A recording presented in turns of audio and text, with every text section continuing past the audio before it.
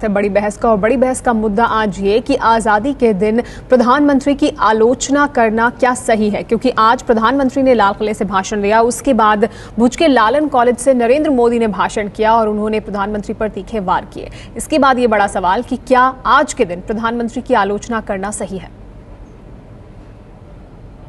हमें आज ये सोचना है कि आने वाले 10 सालों में हम किस तरह का परिवर्तन चाहते हैं। प्रधानमंत्री कह रहे हैं अभी हमने और फासला तय करना है। ये कौन सा फासला तय करोगे? इस रॉकेट में बैठ के फासला तय करोगे प्रधानमंत्री जी?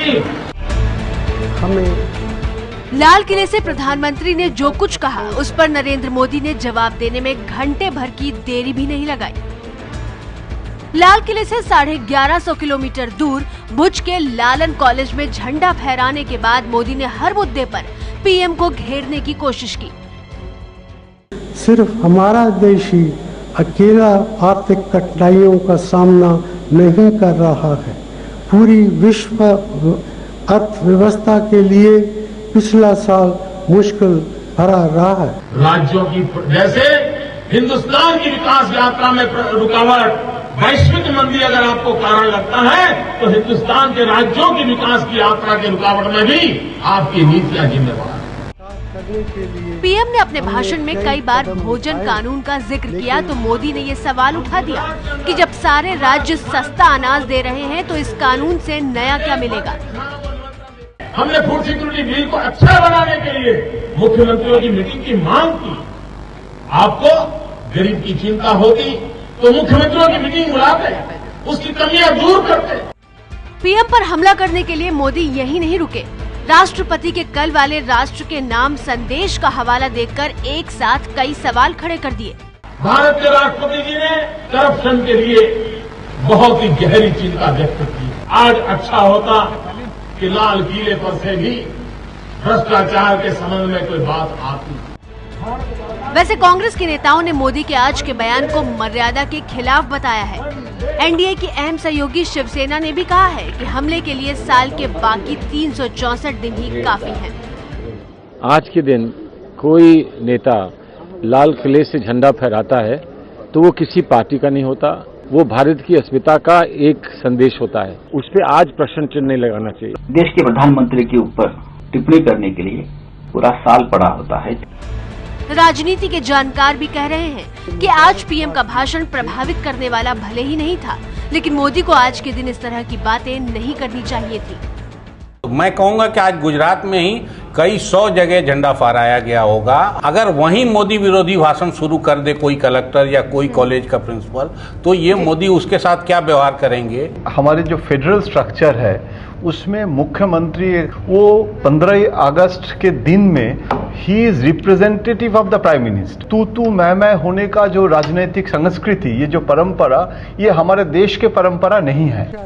आज के दिन पूरी दुनिया की निगाहें लाल किले पर होती हैं, लेकिन लाल किले पर नजरें गड़ाए बैठे मोदी ने जिस अंदाज में हमले के लिए आज का दिन चुना, उससे मोदी की मंशा पर विरोधियों के साथ ही अपने भी सवाल उठा रहे हैं। और ये अपने भी सवाल उठा रहे हैं, बाकी लोग भी सवाल उठा रहे हैं। इसी पर हम बात करेंगे कि क्या आज़ादी के दिन प्रधानमंत्री की आलोचना करना सही है। इस पर बात करने के लिए हमारे साथ मेहमान भी मौजूद हैं। हमारे साथ वरिष्ठ पत्रकार अरविंद मोहन जी मौजूद हैं। इसके अलावा हमारे साथ बीजेपी के सांसद भूपेंद्र यादव मौजूद हैं। हमारे साथ इसके अलावा ओनिका मेहरोत्रा भी जुड़ेंगी, राष्ट्रीय सेक्रेटरी हैं ऑल इंडिया महिला कांग्रेस की। इसके अलावा हमारे साथ मौजूद हैं यशवंत सिंह, समाजवादी पार्टी के नेता हैं। हमारे साथ अली अनवर साहब मौजूद हैं, सांसद हैं जेडीयू से। लेकिन सबसे पहले भूपेंद्र यादव जी, आपसे मेरा सवाल कि क्या आज के दिन प्रधानमंत्री की आलोचना करना सही है। ये सवाल इसलिए भी क्योंकि लालकृष्ण आडवाणी ने भी इसकी तरफ संकेत दिया है, शिवसेना भी इस बात का समर्थन कर रही है जो लालकृष्ण आडवाणी कह रहे हैं कि आज के दिन आलोचना नहीं करनी चाहिए थी। आज के दिन आलोचना की बजाय आत्मचिंतन करना चाहिए, और आज नरेंद्र भाई का जो भाषण था वो आत्मचिंतन पर केंद्रित था। दुर्भाग्य से आपके जो चैनल हैं उसको आलोचना मान रहे हैं। नरेंद्र भाई के भाषण को अगर आप सुनेंगे तो उन्होंने सबसे पहले कहा था कि हमें आज रटी रटाई सोच, मानसिक गुलामी, पुरानी बातें उनको छोड़ना चाहिए और आजादी की सोच के साथ अपने को जोड़ना चाहिए। उन्होंने महामहिम राष्ट्रपति के द्वारा देश के सदनों की गिरती हुई गरिमा महामहिम राष्ट्रपति के द्वारा देश की सुरक्षा पर उठाए गए सवाल पर जो कार्रवाई होनी चाहिए, उन कार्रवाई के विषयों में एक मुख्यमंत्री और एक जनता के प्रतिनिधि के नाते आप उनके प्रांत के जनता के सामने संबोधित करते हुए उस सारी पीड़ाओं को राष्ट्रपति के भाव के साथ अपने आप को जोड़ा है। तो ये तो राष्ट्रीय एकता के संदर्भ में किया जाने वाले लेकिन भूपेंद्र जी आप कह रहे हैं आत्मचिंतन के लिए था, हाँ? लेकिन कल से इस बात को सामने उजागर किया जा रहा था कि किस तरह से लाल किले से प्रधानमंत्री भाषण देंगे तो लालन कॉलेज से नरेंद्र मोदी भाषण देंगे और वो जवाब देंगे। वो जब वहां पर बता रहे होंगे, प्रधानमंत्री जब बता रहे होंगे कि वो क्या कुछ करने वाले देश के लिए, तो फिर यहाँ पर वो अपने काम का लेखा जोखा सामने रखेंगे। यानी चुनौती थी, वो पहले से चुनौती दे रहे थे और फिर उस चुनौती पर आज वो उतरे भी, उस चुनौती पर उन्होंने चुनौती दी प्रधानमंत्री को। चुनौती का विषय नहीं है। देखिए, देश में चलने वाली हर सरकार को, देश के हर प्रधानमंत्री को हमने जो 15 अगस्त पे लाल किले पे भाषण देने का अवसर दिया है, उसका लाल किले के भाषण का अर्थ क्या है कि आप जनता के सामने कितने पारदर्शी, कितने प्रतिबद्ध होकर के जाते हैं। आज नरेंद्र भाई के एक भाषण में बहुत अच्छा विषय था कि 1952 में जो जवाहरलाल नेहरू जी ने देश की समस्याएं कही थी, वही आज 2012 में कांग्रेस के, 2013 में कांग्रेस के प्रधानमंत्री कह रहे हैं।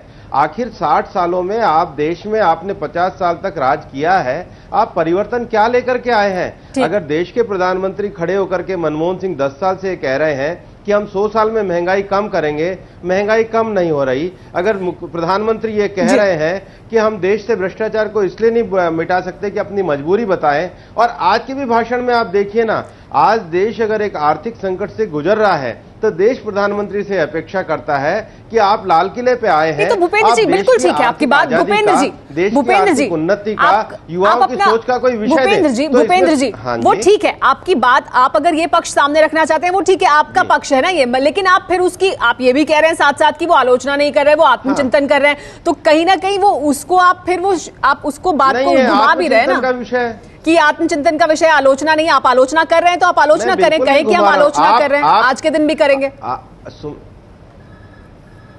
नहीं सुमेरा जी, आप पूरे विषय को सुनिए, पूरे विषय के तारतम्य को सुनिए।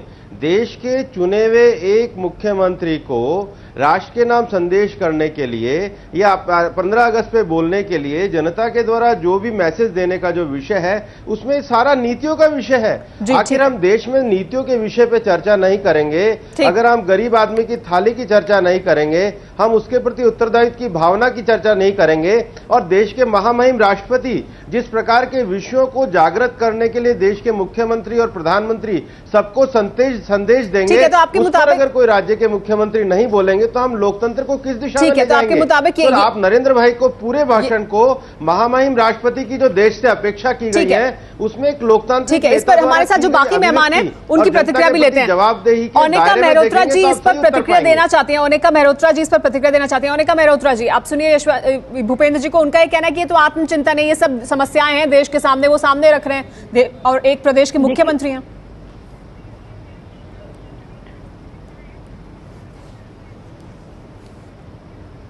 देखिए, डूबते को तिनके का सहारा, इनको दिख रहा है कि मोदी मोदी मोदी, शायद मोदी सत्ता के गलियारियों में इनको शायद पावर दिलवा दें तो ये तो कहेंगे ही। क्या इनके पास और मुख्यमंत्री नहीं है? मोदी ही क्यों बोले? सब मुख्यमंत्री का अधिकार है अपने अपने क्षेत्र में, अपने अपने राज्यों में उन्होंने झंडा फहराया, अपनी बात रखी, बट मोदी को ग्लोरीफाई क्योंकि इनके पास कुछ कहने को नहीं है, सिर्फ आलोचना करनी है।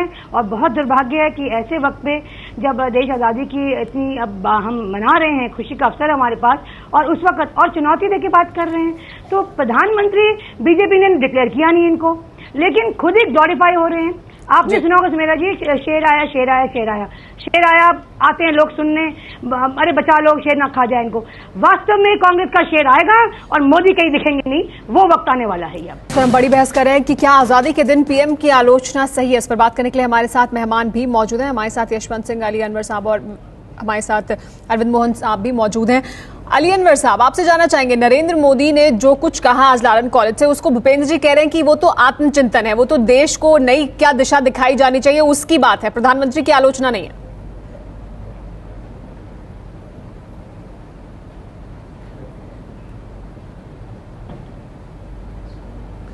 सुमेरा बहन जी, देखिए, अपने जो ये नरेंद्र भाई मोदी जी हैं, उनको बड़ी हड़बड़ी है प्रधानमंत्री बनने की।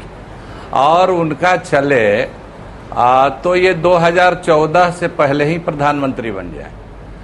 तो अब देखिए, मैं पूछना चाहता हूं, यादव साहब हमारे मित्र हैं, उनसे पूछना चाहता हूं कि आज से पहले भी तो 3-3 बार मुख्यमंत्री रह चुके हैं और 15 अगस्त को झंडा फहराया होगा। कभी प्रधानमंत्री से सवाल उन्होंने किया था? तो आज इसलिए कर रहे हैं कि वो प्रधानमंत्री के रूप में प्रोजेक्टेड हैं अपनी पार्टी के तरफ से, और भले टेक्निकली ना हो, लेकिन मन में तो लावा फूट रहा है और यही उनको पार्टी ने अंदर से बता दिया है कि प्रधानमंत्री के उम्मीदवार वही हैं। तो इसके लिए सारी मर्यादा भूल गए हैं।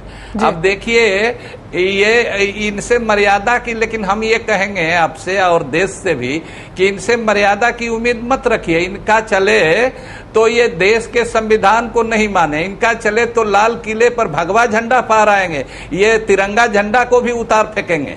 तो इनकी तो यही मनसा है, देश को समझना चाहिए, इनको बड़ी हड़बड़ी है। ठीक है, आपके मुताबिक हड़बड़ी है, मर्यादा का अपनी पार्टी के अंदर नजर है, जो बड़े बुजुर्ग इनके हैं उनको भी, उनसे भी मर्यादा इनको सीखना चाहिए। ठीक है, ठीक है। यशवंत जी, आपकी क्या प्रतिक्रिया है इस पर? जो कुछ आज कहा नरेंद्र मोदी ने, जो लालन कॉलेज से उनका भाषण था, उसे आप किस तरह से देखते हैं?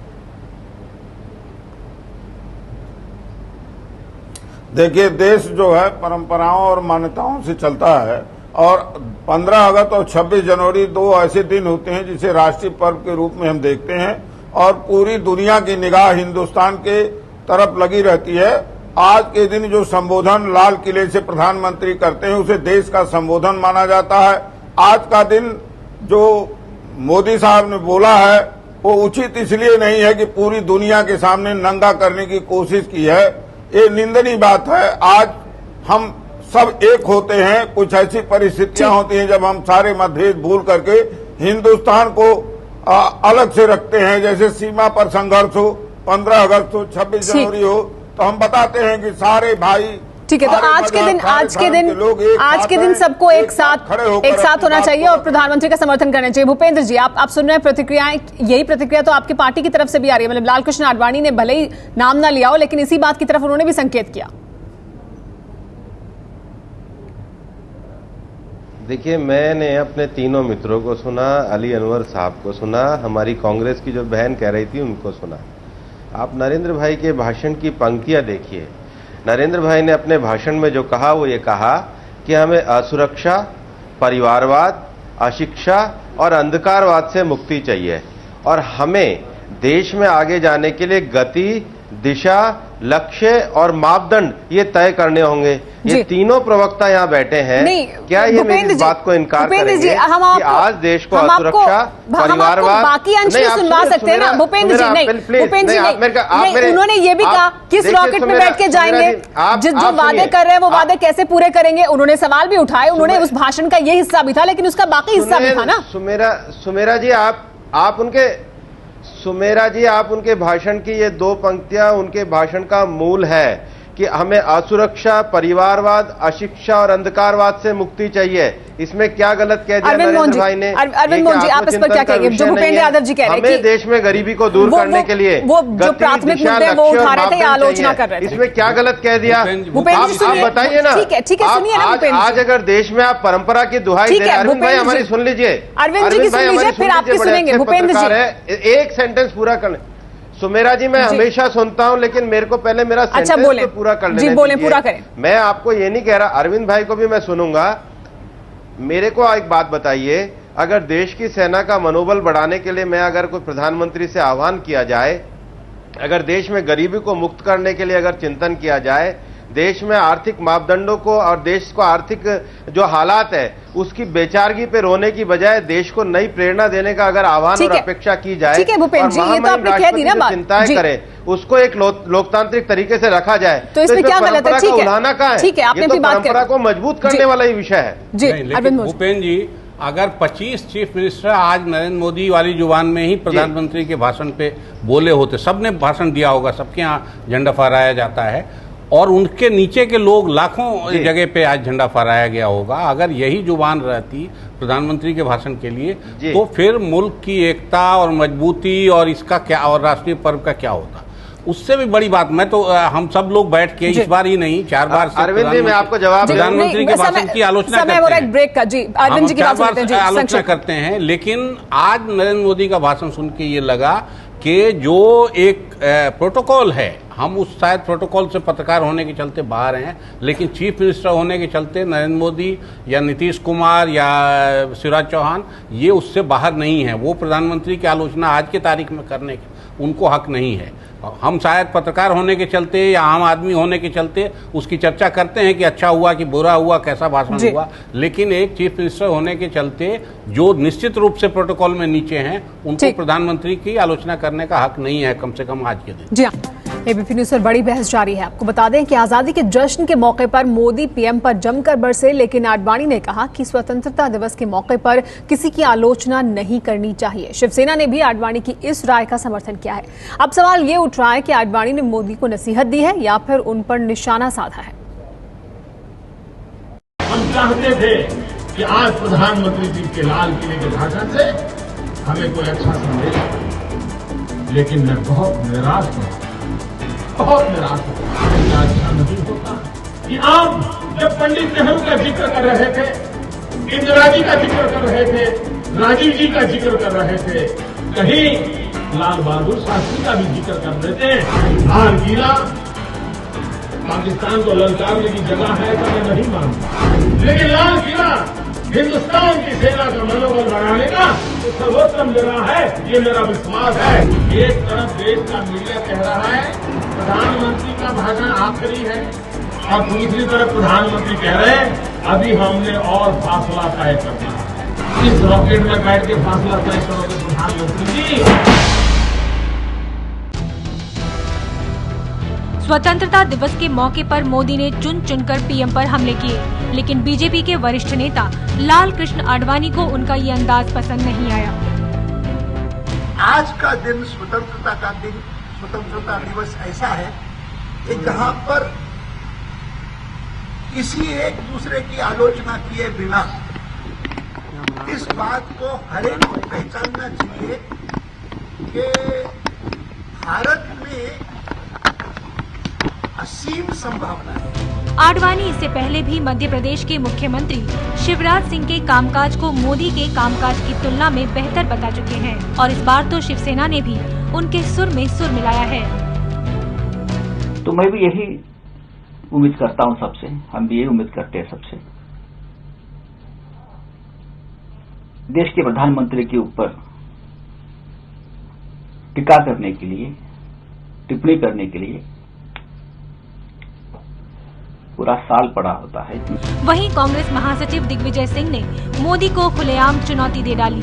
मोदी जी की जो हवस है प्रधानमंत्री पद की, उसने सारी सीमाएं लांघ दी है। गुजरात में क्या हुआ क्या नहीं हुआ है, आप प्रधानमंत्री को तो छोड़ दीजिए, आप दिग्विजय सिंह से ही बहस कर लीजिए, मैं तैयार हूं। और हम चर्चा शुरू करें इस मुद्दे पर कि आडवाणी जी नसीहत दे रहे हैं या निशाना साध रहे हैं नरेंद्र मोदी पर। उससे पहले इरफान का कार्टून देख लेते हैं इसी मुद्दे पर जो उन्होंने बनाया है।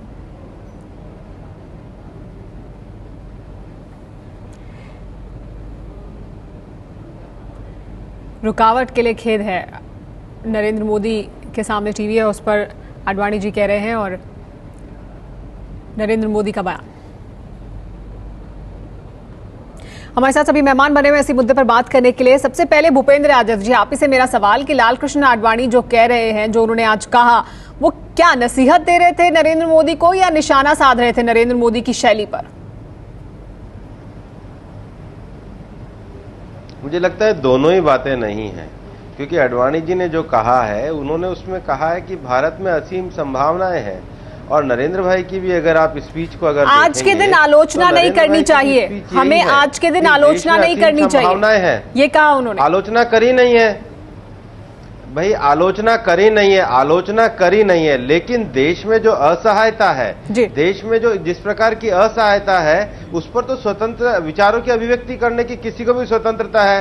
अरविंद मोहन जी यहाँ पर बैठे हैं, और अरविंद मोहन जी को मैं इसलिए जानता हूं कि वो डॉक्टर लोहिया के काफी अनुयायी है, लेकिन मैं आज एक प्रश्न खड़ा करना चाहता हूं। आज टीवी चैनल ने सोनिया गांधी जी से पूछा कि क्या मनमोहन सिंह अगले प्रधानमंत्री होंगे। 120 करोड़ देश के लोकतंत्र का चुना हुआ प्रधानमंत्री एक महिला के कहने से ही बनेगा और नहीं बनेगा, तो फिर देश का लोकतंत्र क्या कर रहा है? देश में कौन सी लोकतंत्र की तो भूपेंद्र जी, आपकी पार्टी के प्रधानमंत्री पद के उम्मीदवार हैं नरेंद्र मोदी। भूपेंद्र यादव जी, आपकी पार्टी के प्रधानमंत्री पद के उम्मीदवार हैं नरेंद्र मोदी। लोकतांत्रिक परंपराएं कहाँ हैं?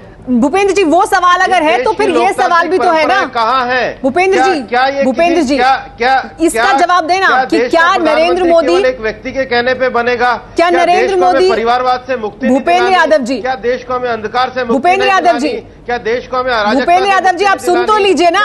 भूपेंद्र यादव जी, मनोबल लाल किले पे नहीं बढ़ाना क्या? भूपेंद्र यादव जी, सुन तो लीजिए। आज आप सुन नहीं रहे हैं बात, आप आमतौर पर बात सुनते हैं। हाँ। ये बताएं कि नरेंद्र मोदी आपकी पार्टी के प्रधानमंत्री पद के उम्मीदवार हैं? सुन रहे हैं, हम आपकी बात का जवाब दे रहे हैं। नरेंद्र मोदी हैं आपकी पार्टी के उम्मीदवार या वो आरएसएस तय करेगा? और हमारी पार्टी में तो इसका जवाब दीजिए आप। हमारी इसका जवाब दीजिए जो मैं पूछ रही हूं आपसे सबसे बड़े पहले। लोकप्रिय नेता और जनता उनसे देश के नेतृत्व की उम्मीद करती है। लेकिन आज जब वो लालन कॉलेज से बड़े नेता है, नहीं भूपेंद्र जी, देखिए वो आज लालन कॉलेज से भाषण दे रहे हैं, चुनौती दे रहे हैं प्रधानमंत्री को। हमारी पार्टी का स्टैंड बहुत स्पष्ट है। तो आपकी पार्टी के प्रधानमंत्री के पद के उम्मीदवार तो वो अभी तक बने नहीं है ना। लेकिन कहने पे विषय नहीं होता है जो कांग्रेस में ऐसी बेचारगी की पार्टी नहीं है। ठीक है, भारतीय जनता पार्टी एक लोकतांत्रिक पार्टी है। अली अनवर साहब, अगर देश की परंपरा ये है कि अली अनवर साहब, भूपेंद्र यादव जी कह रहे हैं कि एक महिला के कहने के ये है कि आप देश की गरीबी की तरफ। भूपेंद्र यादव जी, चलिए हम इस पर भी चर्चा करेंगे, लेकिन फिलहाल आपने मेरे उस सवाल का जवाब नहीं दिया कि नसीहत दे रहे थे लालकृष्ण आडवाणी या निशाना साध रहे थे। अली अनवर साहब, नसीहत दे रहे थे लालकृष्ण आडवाणी या निशाना साध रहे थे नरेंद्र मोदी? कोई विरोधाभास नहीं है। भूपेंद्र यादव जी के मुताबिक दोनों बातों में दोनों एक ही बात कर रहे थे, अलग अलग बात नहीं कर रहे।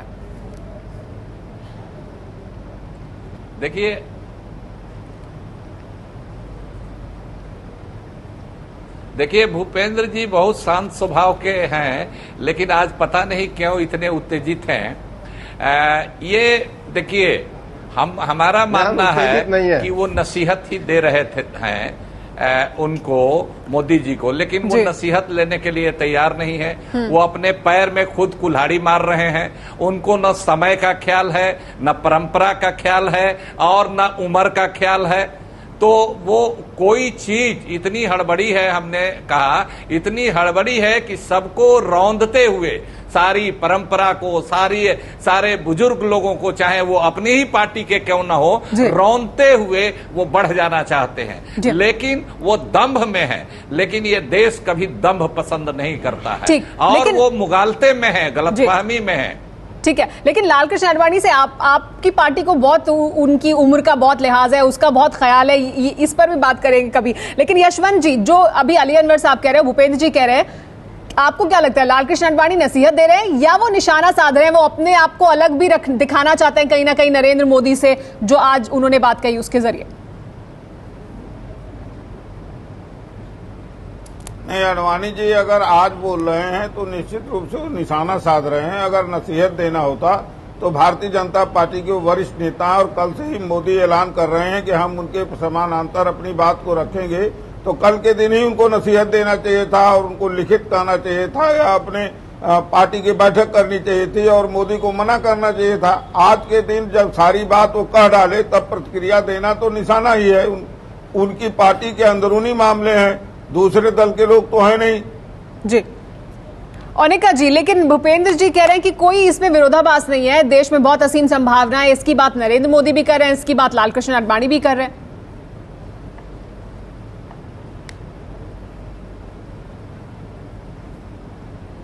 नहीं, आडवाणी जी इतने सीनियर हैं, आपने देखा उनकी क्या दशा पार्टी में बनाई और शायद वो बीमारी के बहाने से गए भी नहीं और उसके बाद उनको मनाने की कोशिश भी की। और आज तो शायद मोदी जी ने, जैसे सब प्रवक्ता कह रहे हैं, इतने सीनियर हैं, सबकी राय एक है, तो आई थिंक बीजेपी के जो हमारे बैठे हैं भूपेंद्र जी, उनको भी मानना चाहिए कि मोदी जी को अब समय आ गया है कि संभल के वो चलें। अगर अपने आप को इतने प्रबल दावेदार वो मानते हैं तो गरिमा के साथ चलें, अपनी बात रखें। देश में सबको बात रखने का हक है, लेकिन बात रखने का तरीका और पब्लिक को समझाने का तरीका पब्लिक सब जानती है। इन भाषणों से या करवाहट से किसी के बारे में सास बहू सीरियल की तुलना करना, इतनी लेवल गिरना पॉलिटिक्स में, लोएस्ट ऑफ लो मुझे लगता है इन्होंने जो हरकत की है आज, शायद वो जल्दी इस हड़बड़ाहट में प्रधानमंत्री के पद की होड़ में अपने आप को कहीं। ठीक, अरविंद मोहन जी, लेकिन लालकृष्ण आडवाणी भी जब इस तरह से बात करते हैं, वो अपनी पार्टी के फोरम में बात नहीं कर सकते, वो नरेंद्र मोदी को ये नहीं कह रहे हैं, तो वो अगर इस तरह से कह रहे हैं, इस तरह की वो बात अगर करते हैं, तो वो क्या नसीहत दे रहे हैं, निशाना साध रहे हैं? देखिए, यशवंत जी की बात भी एक लेवल पे सही है कि पार्टी फोरम में ये बात उठाना चाहिए था, लेकिन मुझे लगता है कि अगर आज आडवाणी जी लाल किले के फंक्शन में नहीं गए होते, या हर साल नहीं जाते, हर साल वो जाते रहे हैं, आज भी अपनी बेटी के साथ वो बैठे हुए सबसे आगे की पंक्ति में ही दिखाई दिए, तो फिर ये बात माना जा सकता था कि वो निशाना साध रहे हैं।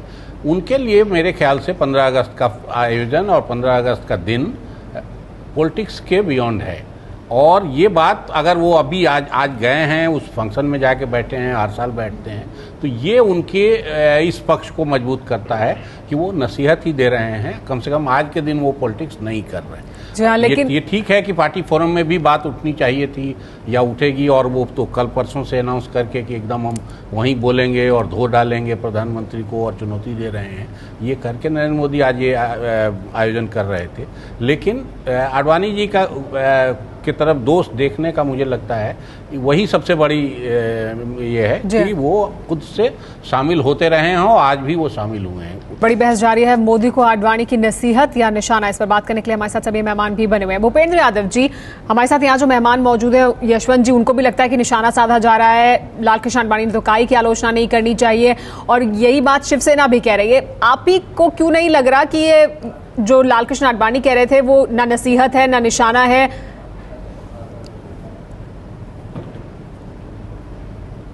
देखिए, मैं आपको ये कहना चाहूँगा, पहली बात मैं आपको बार बार ये कह रहा हूँ कि आप नरेंद्र भाई के पूरे भाषण को देखिए। उन्होंने भाषण में किसी भी प्रकार की व्यक्तिगत आलोचना नहीं करी है। उनके भाषण के पहले भाग में महामहिम राष्ट्रपति के द्वारा देश में सदन का ना चलना, देश के सेनाओं के मनोबल के द्वारा देश की सुरक्षा के संबंध में और देश के भ्रष्टाचार के संबंध करी है, उनको उन्होंने अपनी अभिव्यक्ति प्रदान करी है। दूसरा भाषण का पैरा अगर आप देखेंगे तो उनका पूरा मोटिवेशनल तरीका देश को अशिक्षा से, अंधकार से और अराजकता से, परिवारवाद से किस प्रकार से मुक्त करना चाहिए, इस विषय को उन्होंने लिया है।